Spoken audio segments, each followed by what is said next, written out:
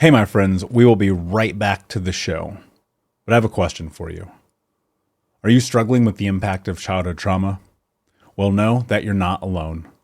I'm here to let you know that I'm starting a brand new weekly coaching group that includes a year of life coaching, accountability, support, habit and goal setting, and more. I'm starting a waitlist for the group right now, and I'm only taking a handful of people. And I'll let you know that through this personalized coaching, we'll work together to help you understand how your childhood trauma has shaped your beliefs, behaviors, emotions, and will help you create a roadmap for healing and growth. Right now, you can schedule an absolutely free coaching session with me and get put on the wait list if you go to thinkunbroken.com. My friends, it's your time to turn your trauma into triumph, breakdowns into breakthroughs, and become the hero of your own story. And I'm here to support you in doing that. Just go to thinkunbroken.com to register for a free coaching call with me and to get put on the wait list for the brand new weekly coaching program. We'll be right back to the show. But before we do, I want to tell you about today's sponsor, factormeals.com, where if you go to factormeals.com/unbroken50 and use the code unbroken50, you can get 50% off your first order. That's factormeals.com/unbroken50. If you're like me and you are a person who is busy trying to create a life, heal, work on their health, wealth, and relationships, and not to mention deal with the day-to-days of normal life, you do not have time to be going to the grocery store and trying to figure out what you're going to cook every single day of the week. In fact, one time I did the math and I realized I was spending over 15 hours a week at the grocery store and cooking. When I added Factor, I got to use that time for myself, for my family, for my friends, for my community, and for my business. And so if you're in the place where you need some more support in the kitchen, head to factormeals.com/unbroken50 and use the code unbroken50 to get 50% off. Hey, my friends, we will be right back to the show. But I have a question for you. Are you struggling with the impact of childhood trauma? Well, know that you're not alone. I'm here to let you know that I'm starting a brand new weekly coaching group that includes a year of life coaching, accountability, support, habit and goal setting, and more. I'm starting a waitlist for the group right now, and I'm only taking a handful of people. And I'll let you know that through this personalized coaching, we'll work together to help you understand how your childhood trauma has shaped your beliefs, behaviors, emotions, and will help you create a roadmap for healing and growth. Right now, you can schedule an absolutely free coaching session with me and get put on the wait list if you go to thinkunbroken.com. My friends, it's your time to turn your trauma into triumph, breakdowns into breakthroughs, and become the hero of your own story. And I'm here to support you in doing that. Just go to thinkunbroken.com to register for a free coaching call with me and to get put on the wait list for the brand new weekly coaching program. Hey, my friends, we will be right back to the show. But I have a question for you. Are you struggling with the impact of childhood trauma? Well, know that you're not alone. I'm here to let you know that I'm starting a brand new weekly coaching group that includes a year of life coaching, accountability, support, habit and goal setting, and more. I'm starting a waitlist for the group right now, and I'm only taking a handful of people. And I'll let you know that through this personalized coaching, we'll work together to help you understand how your childhood trauma has shaped your beliefs, behaviors, emotions, and will help you create a roadmap for healing and growth. Right now, you can schedule an absolutely free coaching session with me and get put on the wait list if you go to thinkunbroken.com. My friends, it's your time to turn your trauma into triumph, breakdowns into breakthroughs, and become the hero of your own story. And I'm here to support you in doing that. Just go to thinkunbroken.com to register for a free coaching call with me and to get put on the wait list for the brand new weekly coaching program. You're listening to the Think Unbroken podcast, and I'm your host, Michael Unbroken. I'm an author, speaker, coach, and advocate for adult survivors of childhood trauma and abuse. In this podcast, you will learn how to transform your trauma into triumph, turn breakdowns into breakthroughs, and go from victim to being the hero of your own story. You can learn more at thinkunbrokenpodcast.com. And of course, check us out on Apple Podcasts and Spotify at Think Unbroken Podcast.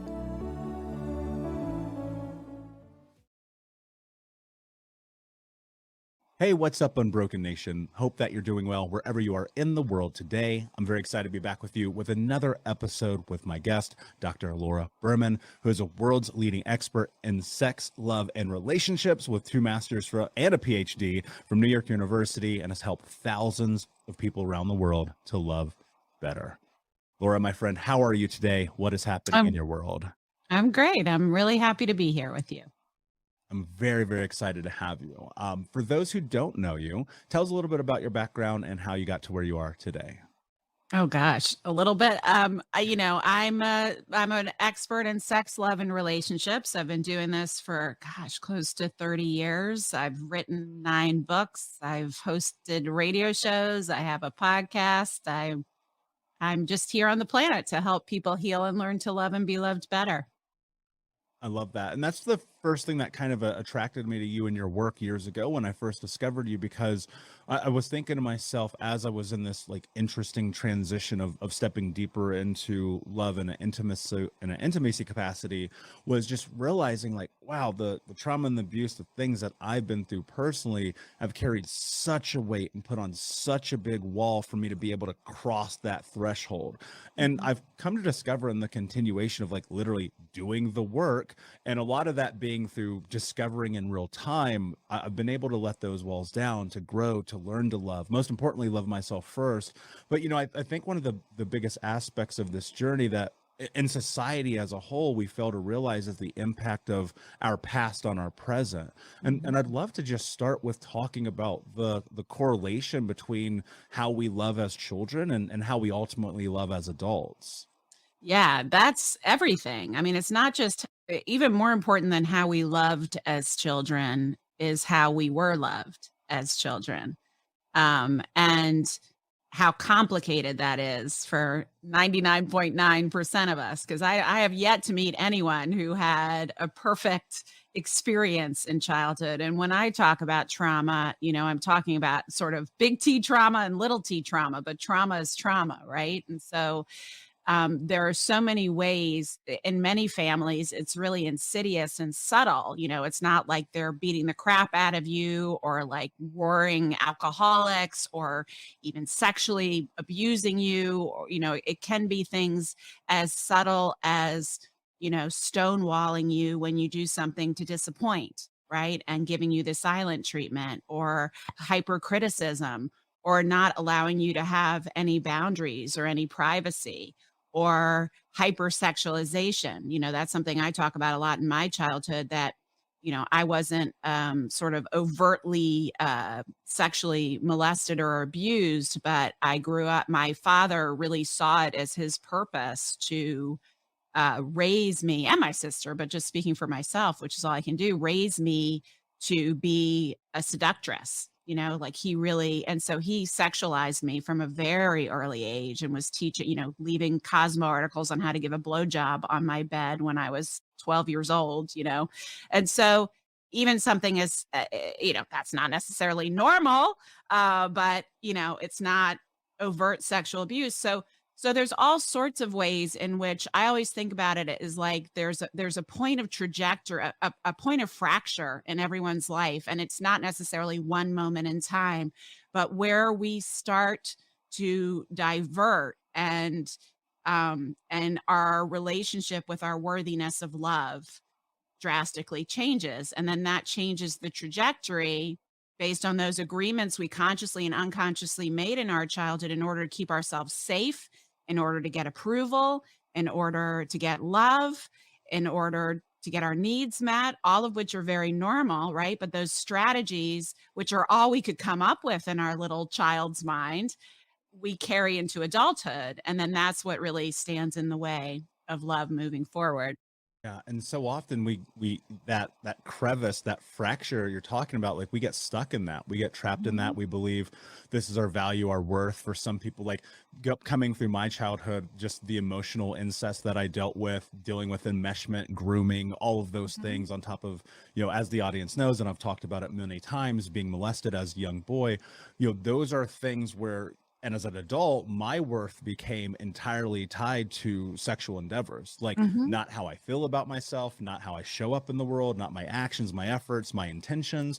And one of the things I fear is that people are so often stuck there, especially now in society. Like sex is so overtly in your face every single day, but it's like, don't talk about it, pretend it's not Mhm. there, be a good Puritan American. And you're like, wait a second, that's ridiculous. That's not how the world works. But people feel so much shame and guilt and hurt just about the idea of even tapping into who it is that they believe they are.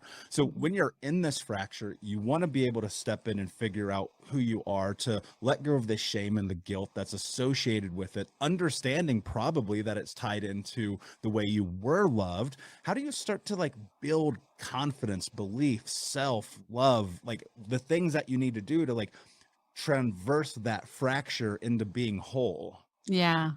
Well, I think it's the key where many people kind of leap over and don't want to address is really owning what happened. And there's often, more often than not, many what happened, not just one thing that happened.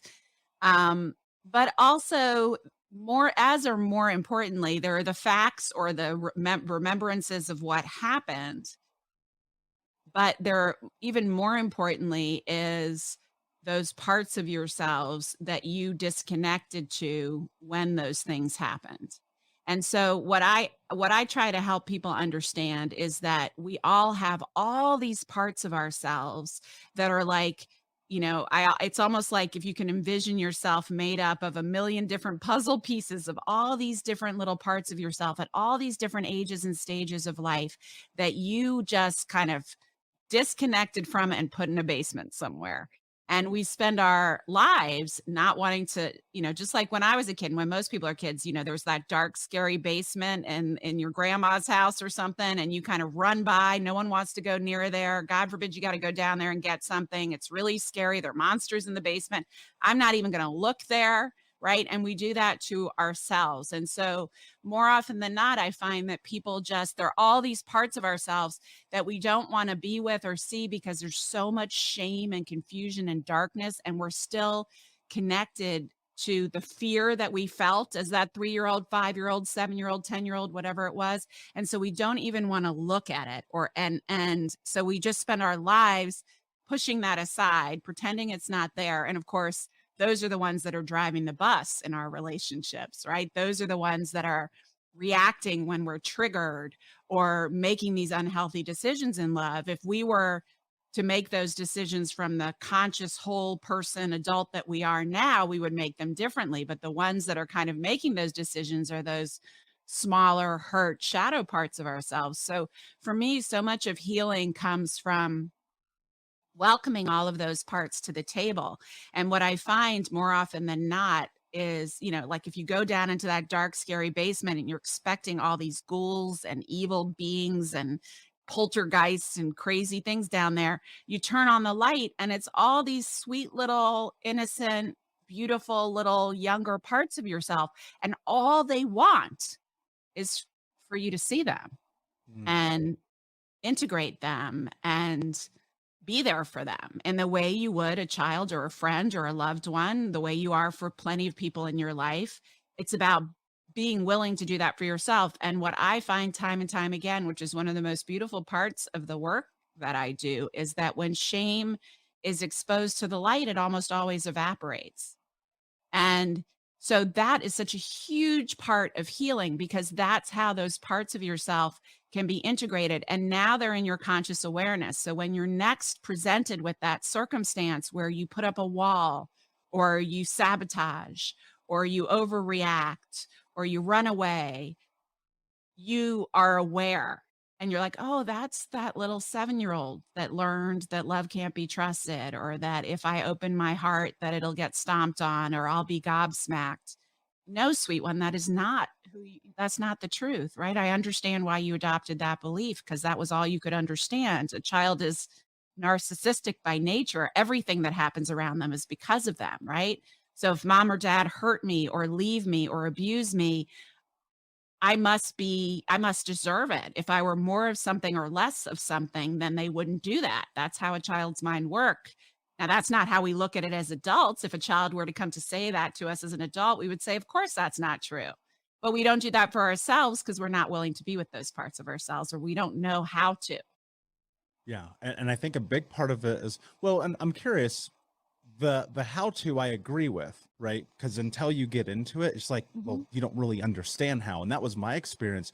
But I felt like a huge part of my journey, Laura, I would lay in bed at night after putting myself in what we will call some vastly precarious situations, Mhm. and I would just be like, dude, why did you do that again? Mhm. And it was this constant trapping where like I was reinforcing the same negative behavior that Yeah. my parents had effectively told me I was going to do. And it wasn't until I really started finding the place to have grace for myself Yes, and that I compassion. exactly, and I was able to explore it a little bit more and be like, okay, why did I hook up with this person from MySpace, aging myself? Why did I put myself in this weird position over here? Why am I sabotaging my finances, my career, my health, my body? And I sat in it and I was like, okay, looking at my life, I'm 350 pounds, smoking 2 packs a day, drinking myself to sleep. Okay, I'm doing everything that my parents told me I was going to be. I was living out their reality. And what it came is I arrived at this moment where I had looked at myself in the mirror and I asked myself, what are you willing to do to have the life that you want to have? The answer became no excuses, just results. And what Mhm. that was about no longer playing the victim for me, no longer making excuses, no longer negotiating, but more so having the willingness to walk into the basement. Right. And it was a scary basement. I have an It's A score scary. of 10. There's like chaos in that background, right? Mhm. Mhm. And I discovered something beautiful that you said, like down there was this hurt, lost little boy who needed companionship and Mhm. love and acknowledgement. But I fear people even hearing this and acknowledging and like knowing to do the thing they're supposed to do, just stand with their hand on the door and won't Yeah. walk through. How can we help people walk through?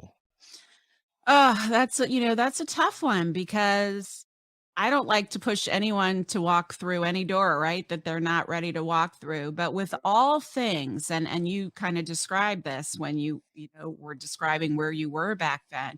In all things that where fear is holding us back, right? And that's what you're describing. Your hands on the door of the basement, but you won't, you're too scared. You can't bring yourself to go in. It's the same thing. You're in a relationship and you're unhappy and you want to leave, right? But you're too scared to do that. Scared about money, scared about being too old, scared about not finding, whatever it is, whatever circumstance you're in where fear is holding you back, there is a tipping point where eventually the pain of being in the situation is going to get greater than your fear of taking action or leaving it or opening the basement door. And so, for most of us, if you can't open that door, I don't want to force you to do it, but I want you to understand that there is going to come a time where the pain of not opening the door is going to become so great that it's greater than your fear of opening it. And so, yes, what I want is for you to be brave, and it helps to have support, right? With a therapist or a trauma healing, or even better, I find somatic experiencing is extremely valuable for healing from trauma, right? So to get yourself support and to acknowledge and have grace for that part of yourself that is scared to open the door, right? And maybe you just open it a crack at first. Maybe you just start with a baby step. Maybe you just don't do it for a while, right? That's okay too, because everybody has their own, just like we have our own trajectories of trauma, we have our own trajectories of healing as well. I love that you just said that because that's so true. If you were to name a modality, I have tried it and I have come to find some things work effectively well and some things I'm like, I can't believe I'm doing this right now. And that's a part of the journey and I think often, and especially right now in mental health, things feel very dogmatic, and people feel like this one thing is really supposed to work for me right now, right? Whether it be like couples therapy or somatic work or whatever. And I think people beat themselves up because that one thing isn't working. And how do you figure out, how do you really know, I guess would be the question. How do you really know if something is working for you? Well, there is no, I wish there was a magic bullet, but there isn't, right? And there are so many different modalities and things to try. And I think what we have to understand is that trauma healing is not about fixing something. It's about um, a journey of healing. And it's a lifetime. And I think every single one of us has to, if we want a quality of life, if we want a life where we're manifesting our heart's desire, every single one of us has healing to do. Period. There isn't one. We come here, I fully believe now, after all these years and my own experiences as well, but working with thousands of people, we come here for these wounds. Our souls start out in oneness, right? We are part of oneness. We have no pain. We have no trauma. We come here into these human bodies and we have these experiences that disconnect us from ourselves and disconnect us from our grace. And part of the journey of being here in these bodies on this planet, in this life, is the journey of healing. And it is never over. It is to me part of the purpose of life. And so just like our love is part of the purpose of life, right? Self-love is part of the purpose of life. And the journey of self-love and self-discovery is never ending. I mean, you're always going to discover new aspects of yourself. When you reach a certain level of healing, there will be another layer of the onion to peel away. And that doesn't mean that you suck and that you're not healed and that you haven't done enough. That just means you're alive and that you're living in integrity with yourself and you're constantly expanding your consciousness. That's really what healing does. So if you can approach it like this is part of fundamentally my life's work, everyone's life's work, then you have a very different attitude. Then you're exploring. You're exploring. Now, if you're in acute pain and crisis, obviously you're looking for something that's going to help and support, right? And, I think there are good places to start with someone who really understands and has a lot of experience dealing with trauma, to definitely do any kind of work that allows you to get back into your body and start attuning to your body. Because anyone who's had trauma, which, like I said, is the majority of us, we've learned to leave our bodies long ago. So learning to start coming back into your bodies through somatic experiencing or embodiment work, or even just yoga in the beginning, just doing something to really create that mind-body connection is really important. And if you're in crisis, getting, and you may have to try a couple of therapists, you may have to try a couple of modalities to get some initial relief. But in general, beyond that acute stage where you're really in crisis, it's a journey of exploration. I mean, I have tried every possible modality out there out of curiosity, out of seeking new levels of healing, new levels of understanding myself. And for me, certain ones work really, really well, and they may not work as well for someone else. Yeah, it's very true. And I found for myself, realizing and understanding I was so incredibly dissociated, especially in my mid-20s. It was like my brain was on planet Pluto and my body was in a whole other galaxy, right? Yeah. And to bring those back together, to be honest with you, in the beginning was terrifying, because I was Yeah. like, oh, I feel things. And Right. and a big part of that journey did come through yoga. It did come through that experience of getting into the breath, of doing the somatic work, of just the willingness to be gentle in it and just say, hey, what do I need, body? What is Right. it, the thing that you need, what you have to discover? Why do you think it is that, you mentioned something and it really hit a nerve in my brain and made me say, why do you think that we have to come here to heal? Why is that a part of our journey? Well, just think about yourself.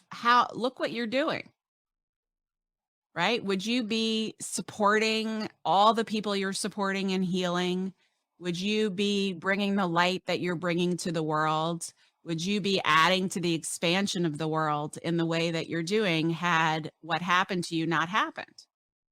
No, of course not. No, right? Now, that's not to say you wouldn't have lived a meaningful life and that you had to have all of this trauma but I do believe, and this is, just me, right? I can't prove this. I can only talk from my anecdotal experience and what I know inside myself on a cellular level and what I've learned from the journeys I've been on, that we all have, we have these, for lack of a better term, soul contracts, right? We come here, we're we're souls having a human experience, right? We're not humans having a spiritual experience. We are spirits having a human experience.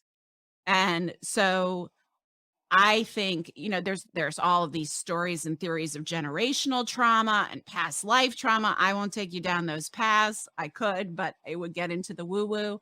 But what I will say is that every single one of us comes here with things our heart wants to learn. And from our greatest pain always comes our greatest gifts, always. And that's true for every single one of us. And if you want to seek if you want to really find your life purpose, think about what breaks your heart. That's where your life purpose is going to be found. And so that's not to say it's okay and fine that one was traumatized and abused and mistreated. That's not okay. And I'm not excusing that with what I'm saying, but I do think there is tremendous purpose that comes from those experiences, especially if you are willing to do the work to heal. And really for every one of us, and I know this is absolutely unequivocally true in my life, it's a cycle of heal, learn, teach, heal, learn, teach, heal, learn, teach. And I think that's on some level true for every one of us. I entirely agree. If I rewind my life 6 years ago, there's a 0% chance we're having this conversation, right? And through my own journey in the universe, and luckily a couple people being like, help me, there's no way I'd be here, right? It's really a fascinating journey. And then sitting very much in this idea that life happens for you and not to you, and just being okay with that, being like, that's heavy. Okay, cool. What do we do with it? Yeah. I love this idea of this circle of heal, learn, teach. Break that down, because I think that this could be really practical for people right now. Yeah, and it's not really neat and linear, right? Because you're healing and learning and healing, right? That's a big gobbledygook right there. So you're healing, and as you heal, you're learning, right? And you're learning things that work. You're learning about yourself. You're getting insights. And sometimes that leads to more healing, right? Or the need for more healing. But as you do that, you're also sharing and helping to heal the world in many different ways, right? So that doesn't mean you have to get a podcast or start producing content that helps heal the world. That will be true for many people. But for other people, what we have to understand is that as we heal, we are also healing the world, because we're all part of the same energetic soup. We seem separate, but we're all energetically connected on a quantum level. We're all pure atomic energy vibrating, and there's no separation between us. It seems like there is because of our five senses and what we perceive, but on a quantum level, on an atomic level of the smallest little atom that we are made of, because that's all we are, is pure vibrating energy. We're all part of the same energy. And there's been so much cool science. I mean, this is really what I get into in my book, Quantum Love. But when one person is healing enough to be living from a place of just curiosity and openness, it doesn't have to be joy, elation, bliss, just curiosity and openness instead of shame and guilt, right? If you're just living in curiosity and openness, you are positively affecting 75,000 other people who are living in shame and guilt just by being on the planet. You don't have to do anything with it. You don't have to say anything with it, because your energetic frequency, we're all affecting each other just with our energetic frequency. And healing is what raises your energetic frequency. right? As you move, the lowest frequency state is shame and guilt. And that's where many of us live. That's when you're accidentally manifesting more things that are creating more shame and guilt, right? And as you can heal authentically and open that basement door and be with those parts of yourself and start to heal that shame and guilt, then your energetic frequency, your atomic energy actually changes frequency. And there's science to show this, that every emotional state we hold in our body has an energetic frequency, and we affect one another. And there's also, when you heal yourself, every little millimeter of healing you do for yourself, you are also healing everyone who you physically touch in your life and everyone who comes after you, right? And we can get really kooky in the quantum field, since time is linear only. And for us humans, we need some way to understand time. Time isn't really linear, right? So when we're healing ourselves, we're healing who comes after us, but we're also healing who came before us. We're healing everything when we heal ourselves. That's fascinating. One of the things that I do when I go to a restaurant with friends, you put your name on the list and it says time. I always put now. Yeah. And I'm always reminding myself, and that's about, for me, being present, not just in that moment, but in life in general, realizing can't do anything about what I said 5 minutes ago, can't do anything that hasn't happened yet because it hasn't happened, and just trying to stay here. And my hope is that as people get more familiar with it, they go, I'm not healed yet. I'm like, what does that mean? Yeah. Are you different than you were yesterday? Are you operating in the world in a space and capacity that you've never done before? Well, that feels like healing to me. Yeah. There is no healed, right? There's always more to do. There's always more to evolve. You can heal to the point where you're not in constant pain, and where you're not blowing up your life. But there's always more healing to do. There's always new realizations to have. And you know what? It's such a fascinating time for me. I'm working on a book that I hope to have finished by the end of the summer, called You're Not Crazy, You're Just Ascending, because there's so much happening in the world right now energetically that is calling on all of us to shed our shit.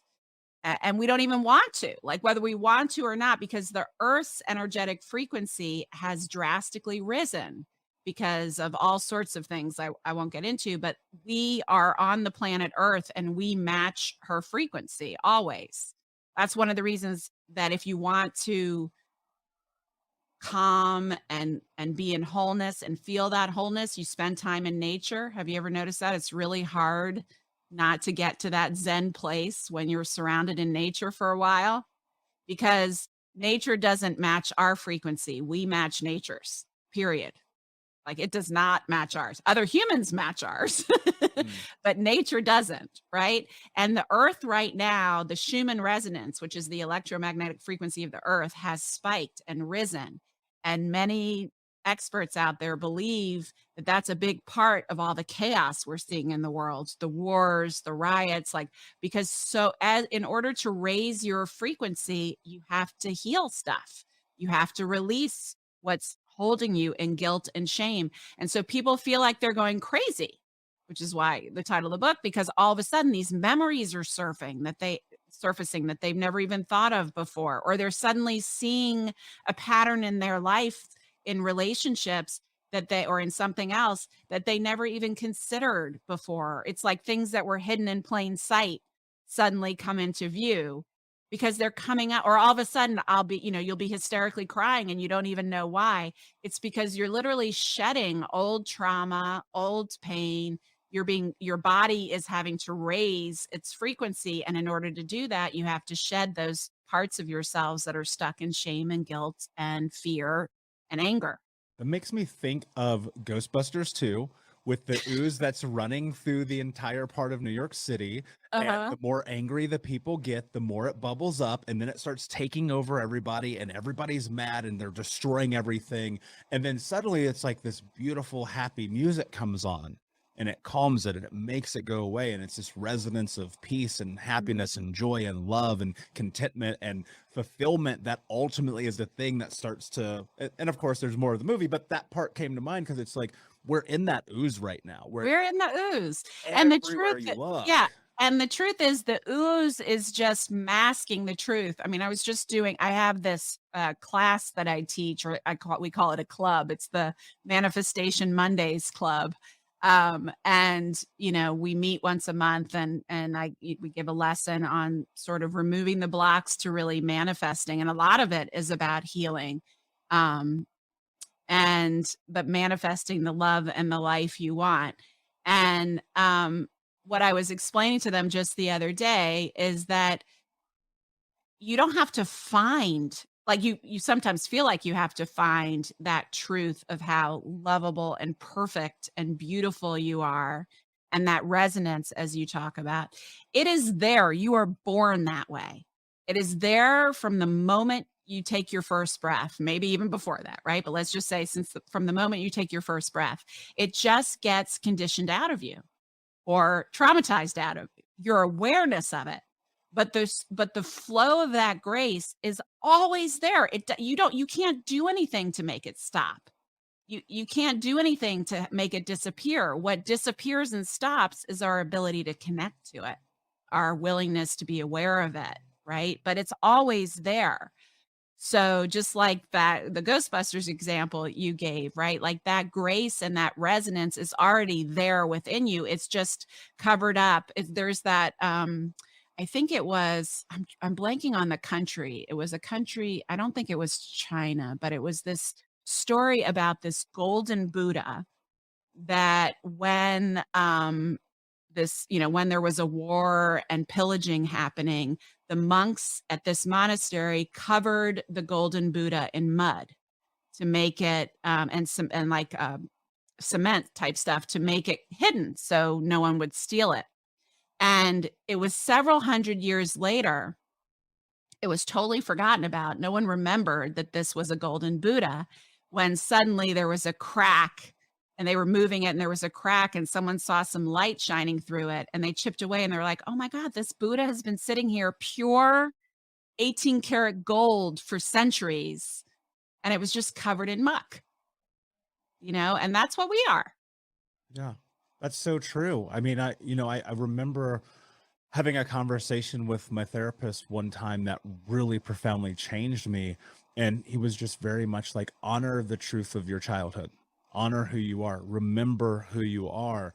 And I was like, that's really interesting, because part of me has, I realized that a huge part of trauma is the theft of identity, right? Yeah. And in that was going back to be like, what do I want? Who do I want to be? What did I want more than anything as a kid? And I've mentioned this on the show before, but I wanted to be a rock star. That was it. That was my dream, to be on stages, to have a mic in my hand. And it's like, I do that now with a different instrument, right? Speaking on big stages, having these conversations, and it's so much about that. But it wasn't until I was able to like kind of sit some of this trauma somewhere else that I was able to like step into this. To come back to your light.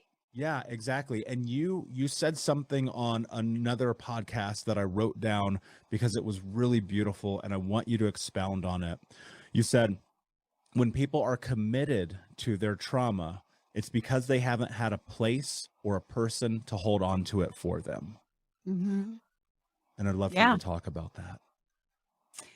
Well, that's what we do, right? Until we're challenged. This is so insidious and integral to our development, right? And so we end up where we are now. We don't dissect or replay like how we got to where we are. And we never really can, because there's so many factors involved. But the truth is, until you have a place to hold and put that trauma so that it is not you, right? It's what happened to you. It was the muck that is covering your golden self, right? But it's not you. You're the golden Buddha, right? It's just all this other stuff.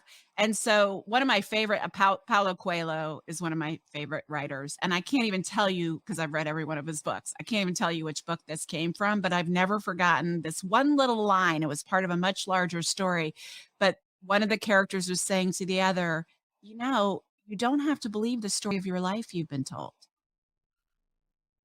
You don't have to believe, like, you've been told a story through things that happened to you, things loved ones and key caregivers said to you about you, the way they reacted to you.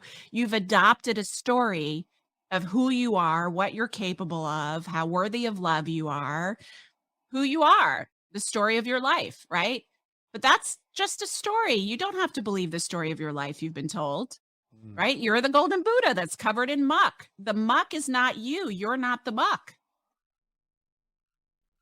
Yeah, that's so true. And it's, I don't know if this is held true in your life, in your experience, but for me, I had to convince myself of that. Mhm. Right, because there's so much of you. Look, in order to survive difficult times as a child, it's hard for us to understand with the intellect and perspective and of an adult how we felt as a child, right? It helps to hang out with children to see, and as a mother, I've definitely learned this more acutely than I probably would have if I hadn't been around children as much as I have. But they don't see the world as we do. It's very, their worldview is very limited, obviously, because they're new little humans.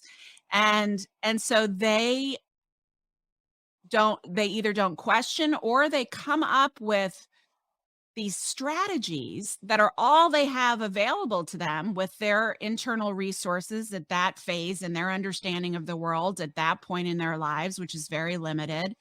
They come up with a strategy, right? So like in my life, and it also has to do with your personality and I think your soul path, right? So in my family, right? If I said, oh, look, the sky is blue. And my dad said, no, it's not, it's yellow, right? I would say, oh, I must be wrong. What I'm seeing is not real.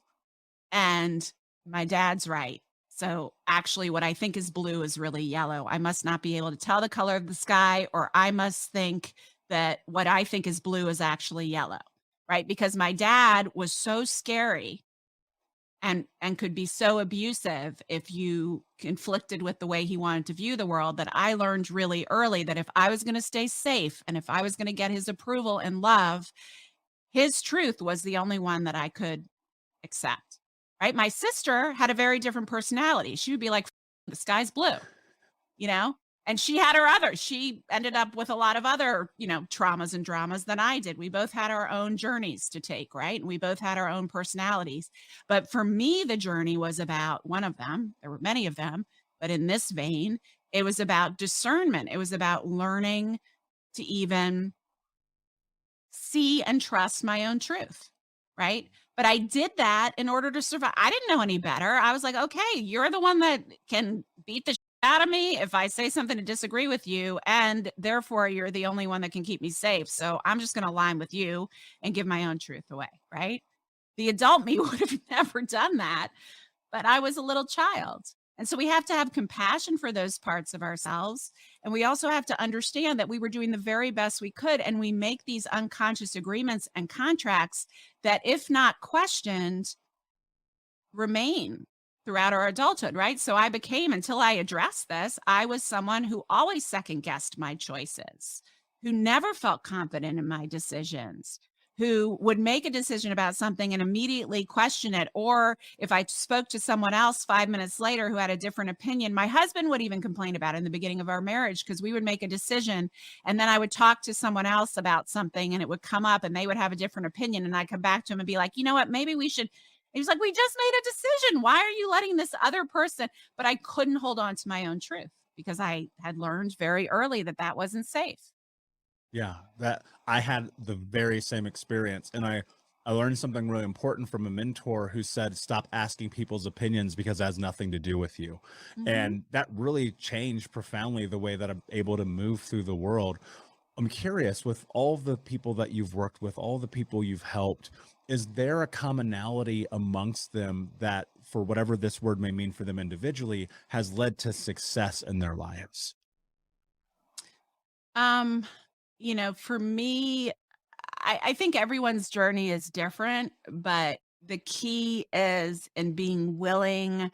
I always sort of think of, use this metaphor of having tea, inviting them to tea, inviting them to sit at the table, those parts of yourselves that you hide, that you're ashamed of, that you don't want to see, to just sit down with them, and then as you do, of course, you see that those are not evil, bad, shameful parts of you. They're just these little sweet parts of you that came up with these strategies that don't work. And it was the best they could do at the time. Right.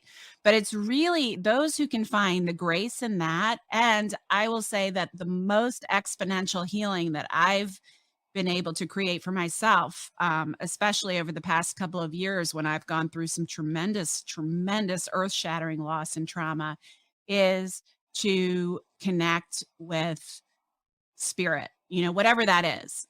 I'm not even talking about organized religion, right? I'm talking about whatever you think of: God, Jesus, Allah. I call it holy oneness, the energy that enervates all of us, the source of that is just pure love that flows through us and in us and from us, right? What enervates us, our consciousness, our higher selves, our God selves, right? There's our personality self.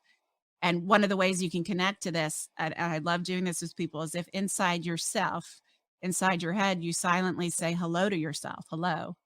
The one who is saying hello is your personality. The one who is hearing hello is your God self, your essential self, your access point to the oneness that connects all of us. And what I have found really is that as you start to tap into that and connect with that through meditation, through mindfulness, through prayer, through breath work, whatever you want to try that works, as you start to connect, you not only have amazing, perfect guidance in your day-to-day life, you feel that, you can attune to that, you have an automatic compass, but it's almost impossible not to realize how worthy of love you are. Because simply by virtue of the fact that you exist, you are a freaking miracle. The fact that that sperm got together with that egg and grew without any complications, that it prevented you from being born for 9 months, and that you are alive right now, and the unique one-of-a-kind expression of love that you are. I mean, love that is. I don't mean that your parents had to have been in love. I mean that you are love, right? To be the unique expression that you are is a freaking miracle. It is beyond a miracle. And you are worthy of love simply because you exist. You don't have to do anything or be anything or not do anything in order to be worthy of that love. And that's where the gold under the mud really is found, I think. Yeah. And it sounds to me like the way to get there is you have to start to crack that mud so that gold starts to shine through a little Yeah. bit. Yeah. You have to be willing. And it does require courage. And that's why sometimes the pain has to get bad enough for you to be willing to take the leap and be courageous enough. Yeah, that's really beautiful. And I found in my own journey that, and sometimes I'm very thankful for that pain. I mean, like the suffering was for real. I always tell people between 26 to 29 years old were arguably the 3 hardest years of my life, because it was like 1 step forward, million steps backwards, iteration, learning, growing, changing, healing, and ultimately getting to that place where I sit today, now a decade plus removed from the beginning of this journey, of just being like, I'm okay with who I am. And that's why we created this show. I want people to realize, like, you don't have to be a billionaire. You don't have to be a social media influencer. You don't have to write 1 million books. All you have to do is like go stand in front of that mirror and be okay with the reflection. But you have to be willing to walk into that basement to get there. And that's the juxtaposition, like that's the dichotomy, right? Yeah. Life requires courageousness. A good life does. And if you want a good life, that's where it starts. And, in terms of the title of your podcast, the truth is we were never broken, right? We parts of us were broken down. Parts of us were seriously damaged and mistreated unfairly, and abused. But the core of us is never broken. Yes. And that's really what the journey is about, is awakening back to that part. And the only way you get to that, you can't go over or around it. You have to just go through the muck And then you find that you were never really broken in the first place. Yeah, absolutely. Laura, my friend, this has been an amazing conversation. Before I ask you my last question, can you please tell everyone where they can find you? Yeah, go to drlauraberman.com, to my website. I have tons of content there, blogs, quizzes, meditations for really kind of getting back into your body and healing and creating the love and the life you want. You can learn about the Manifestation Mondays Club and other stuff I have going on, as well as on social media, all at Dr. Laura Berman. And you can listen to my podcast, which is called The Language of Love, all about love, sex, and relationships from a mind, body, and soul perspective. Brilliant. And of course, we'll put the links in the show notes for the audience. My last question for you, my friend, what does it mean to you to be unbroken? Oh, I just said it. What it means to be unbroken is that you were never broken in the first place. And being unbroken means coming to the realization that the truth of you and the core of you is always pure light and love. And that the only part of you that has been broken is the stories you tell yourself about yourself, and the things that have happened to you that you didn't deserve, and maybe even the mistakes that you've made out of those hurts. But none of that is the truth of you, because the truth of you is always absolutely perfect. I literally just got goosebumps. Beautifully said, my friend. Thank you so much for being here. Unbroken Nation, thank you so much for listening. Please like, subscribe, comment, share, tell a friend. And until next time, my friends, be unbroken. I'll see ya. Thank you so much for listening to Think Unbroken. Please share this episode with someone who could use it and help us move forward in our mission of ending generational trauma in our lifetime. And if you would, please take 5 seconds to pop on iTunes or Spotify, hit that 5-star, leave a review, and you can also reach out to us on social at Michael Unbroken or at Think Unbroken. And of course, you can check out our YouTube channel at Think Unbroken. Thank you for being a part of Unbroken Nation, my friends, and until next time, be unbroken. Hey, my friends, we will be right back to the show. But I have a question for you. Are you struggling with the impact of childhood trauma? Well, know that you're not alone. I'm here to let you know that I'm starting a brand new weekly coaching group that includes a year of life coaching, accountability, support, habit and goal setting, and more. I'm starting a waitlist for the group right now, and I'm only taking a handful of people. And I'll let you know that through this personalized coaching, we'll work together to help you understand how your childhood trauma has shaped your beliefs, behaviors, emotions, and will help you create a roadmap for healing and growth. Right now, you can schedule an absolutely free coaching session with me and get put on the wait list if you go to thinkunbroken.com. My friends, it's your time to turn your trauma into triumph, breakdowns into breakthroughs, and become the hero of your own story. And I'm here to support you in doing that. Just go to thinkunbroken.com to register for a free coaching call with me and to get put on the wait list for the brand new weekly coaching program.